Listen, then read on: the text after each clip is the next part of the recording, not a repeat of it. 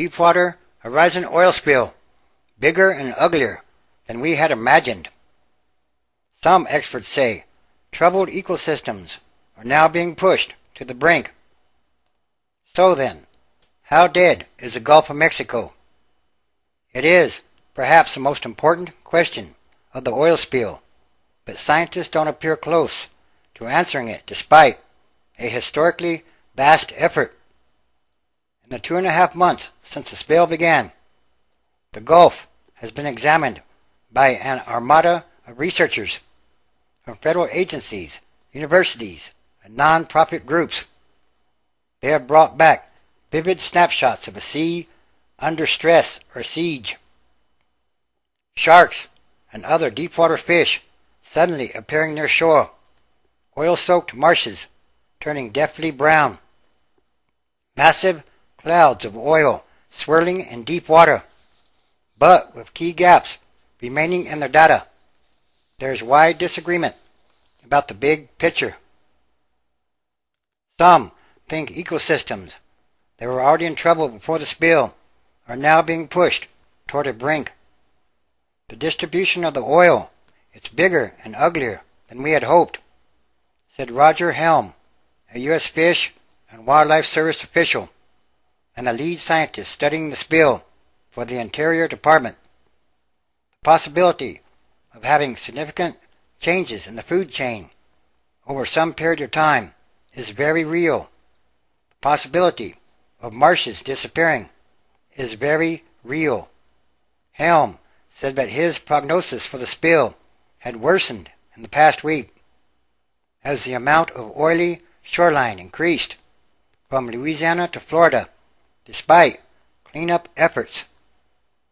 This just outstrips everybody's capability to clean it up, he said. This research has mainly occurred in the background as public attention has focused on the open heart surgery at BP's leaking wellhead.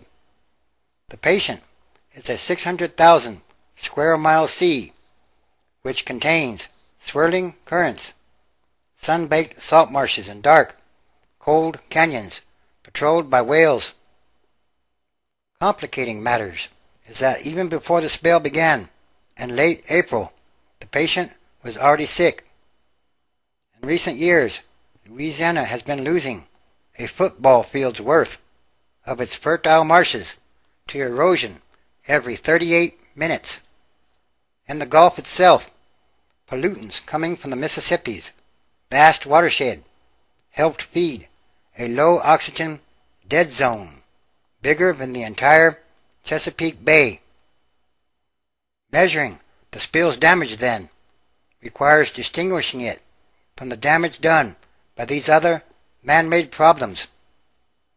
So far, even the simplest sounding attempts to measure the spill's impact have turned out to be complex.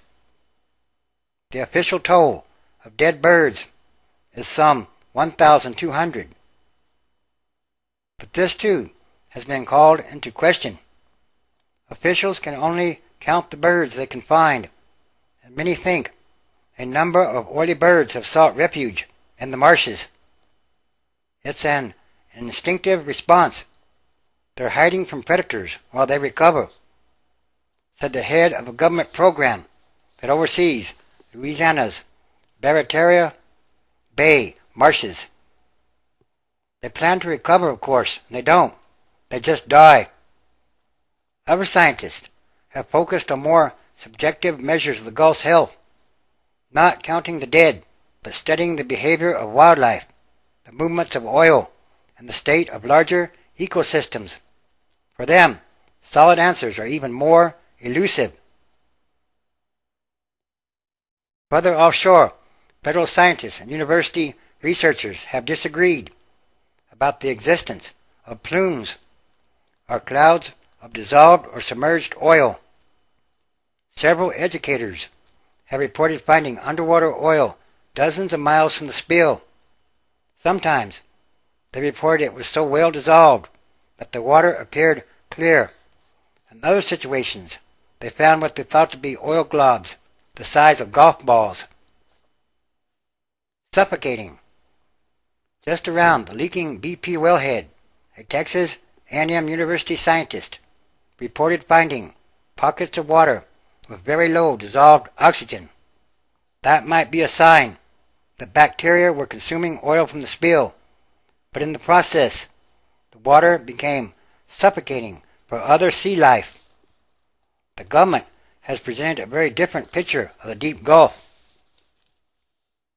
An official at the National Oceanic and Atmospheric Administration said his agency had found evidence of significant submerged oil, 1 to 2 parts per million, from the BP spill only within 6 miles of the well.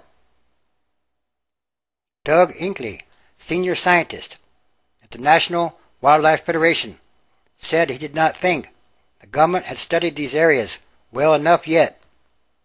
I've been frustrated with the calm reassurances that we've been receiving because I don't know what they're based on, Inkley said. In particular, he said he was worried that submerged oil might kill deepwater coral colonies that had grown over the course of centuries. So in other words, if it kills the deepwater coral colonies, it could take centuries for them to grow back, if at all. Think of going and cutting down a giant sequoia tree. If these corals are killed, then those areas will be vacant for some time, Inkley said. For those who study fish, literally, moving targets, the data so far are confusing. Impending sense of doom. In Sarasota, Florida, scientists found an 11-foot tiger shark, normally an open water fish, drifting near the surf. That, plus sightings of whale sharks and other creatures outside their normal environmental range, raised concerns that oily water or low oxygen in the central Gulf might be driving fish toward land. It would be like, to these fish, almost like an island, a huge island rising up in the middle of the Gulf. Seeing this and other strange patterns in fish, all of a sudden, we feel this impending sense of doom. But this place that we love is going to be changed in a very dramatic way. And yes, that's very possible, because something much bigger is going on here. Much bigger. And all these are more signs of the end times, transition days. In other words, everything that must change quickly, and for the better. It's about what kind of world will the future generations inherit? What kind of world are we leaving to them? Revelation, chapter 6, verse 3. And when he had opened the second seal, I heard the second beast say, Come and see. 4. And there went out another horse that was red, and power was given to him that sat thereon to take peace from the earth, and that they should kill one another. And there was given to him a great weapon. 5. And when he had opened the third seal, I heard the third beast say, Come and see. And I beheld, and lo, a black horse, and he that sat on him had a pair of balances in his hand. 6. And I heard a voice in the midst of the 4 beasts say, A measure of wheat for a penny, and 3 measures of barley for a penny, and see thou hurt not the oil and the wine. 7. And when he had opened the 4th seal, I heard the voice of the 4th beast say, Come and see. 8. And I looked, and behold, a pale horse, and his name that sat on him was Death, and hell followed with him, and power was given unto them over the 4th part of the earth, to kill with weapon, and with hunger, and with death, and with the beasts of the earth. And yes, again, there are many different kinds of signs happening all around the world, day by day.